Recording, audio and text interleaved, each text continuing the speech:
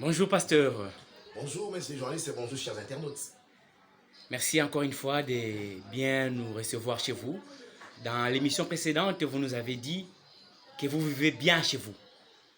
Je les confirme. Seulement, je ne sais pas si vous allez permettre à ce que nous puissions demander comment. Comment est-ce que vous faites? Vous avez pu économiser votre rançon des mois, des années en années où vous travaillez. Je vois un anneau sur votre doigt. Vous êtes marié. Comment vous faites pour survivre, en fait, pasteur?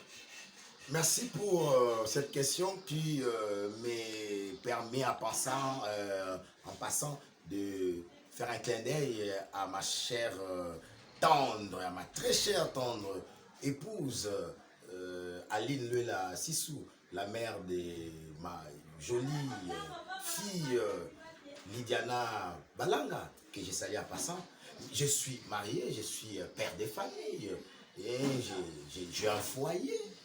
Mais comment j'ai fait pour vivre? Vous avez dit, j'ai rançonné et j'ai pu bien gérer mes rançons. Je dis non, monsieur, le terme rançon ne convient pas parce que les dictionnaires vont nous départager. Quand on rançonne, on les fait soit contre la volonté de la personne, soit, c'est-à-dire contre la volonté de la personne à son insu par exemple, ou aussi il est conscient, mais il est impuissant face à vous. Vous êtes un peu plus fort que lui. Je ne parle pas que de la force physique, qui peut aussi être les cas, mais force morale, force spirituelle, n'importe quelle autre force. Et ça peut vous permettre, n'est-ce pas, de les rançonner. Écoutez, je ne ferme pas les yeux là-dessus. Il y a ceux qui le font. C'est ce que moi j'appelle soit des prétendus serviteurs de Dieu, soit ils sont serviteurs de Dieu, mais ils ont été mal coachés. Ils ont besoin d'un recyclage. Soit, n'est-ce pas, ceux qui sortent de mauvaises écoles, donc ils ont été mal formés, tout simplement. Mais un homme de Dieu ne peut pas rançonner. Il ne peut pas rançonner. Un homme de Dieu... Écoutez, un jour, je suivis mon pasteur, parce que je travaille avec un pasteur titulaire, dont je suis le collaborateur direct, ou l'adjoint, si vous voulez. Mais je suivis mon pasteur prêcher.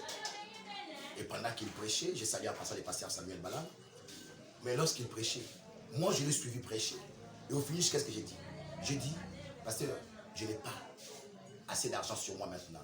Mais je passe à la maison pour te laisser quelque chose. Il ne me l'avait pas demandé. Il ne m'avait pas dit donne-moi autant. J'ai dit, devant, comme on dit, ex-cathédrale, du haut de la chaîne. J'ai dit, je passe à la maison. Vous déposez quelque chose. Mais il ne m'avait pas demandé. Si vous avez la parole, si vous touchez le cœur des gens, si vous avez le sacerdoce, ce que nous appelons Bonganga, si les gens peuvent trouver des solutions à leurs problèmes à travers votre prière, vous n'avez pas besoin de demander, je vous dis la vérité. À moins que vous sortiez d'une mauvaise école, on vous a appris que pour recevoir, il faut nécessairement demander. On peut recevoir sans demander. Je vous dis la vérité. Pourvu que vous ayez fait quelque chose, on vous donnera. Je n'ai pas rançonné. J'ai réussi ce qui méritait mon travail. Et j'ai seulement pu bien gérer, tout simplement. Il faut savoir gérer. Écoutez, messieurs, être certain de Dieu n'est pas dire ne pas travailler en dehors de cela. Il y a des pasteurs médecins, il y a des pasteurs ingénieurs, il y a des pasteurs architectes, il y a des pasteurs enseignants. Moi qui vous parle, je suis enseignant. Je ne gagne pas que dans le pastorat, je gagne aussi dans l'enseignement. Et je sais gérer mes ressources. Je dois avouer, comme tous les Congolais, que la vie n'est plus la même comme avant. Ça, il faut avouer. Ça fait partie de la gestion. En temps normal, si on mangeait, c'est pas 3 sacos bialos, on peut en manger 2 au jour. Il faut s'adapter aux circonstances. C'est ça d'ailleurs la gestion aussi. On ne dépense pas de la même façon pendant tout le temps, durant toutes les périodes. Non. L'économie, il y a toujours une courbe. Ça varie. On a appris la statistique avec vous à l'école. Les dépenses ne doivent pas être les mêmes à tout moment. Il faut savoir s'adapter à des nouvelles réalités. Apprendre aux enfants de s'adapter comme ça à des nouvelles réalités. qu'est-ce que Safnat Panéa, Joseph, avait dit en Égypte? Hein? Par la période d'abondance, qu'est-ce qu'il faut faire? Il faut emmagasiner. Il faut économiser. Comme ça, lorsqu'il viendra la sécheresse, que vous soyez à mesure de faire face. Vous voyez? Et vous ne dépensez pas de la même façon pendant la sécheresse que vous dépensiez pendant la période d'abondance. Vous voyez? Les pasteurs doivent enseigner ça aussi aux fidèles. Il n'y a pas que les ciels, nous sommes encore sur terre. Il faut apprendre comment gérer les ressources.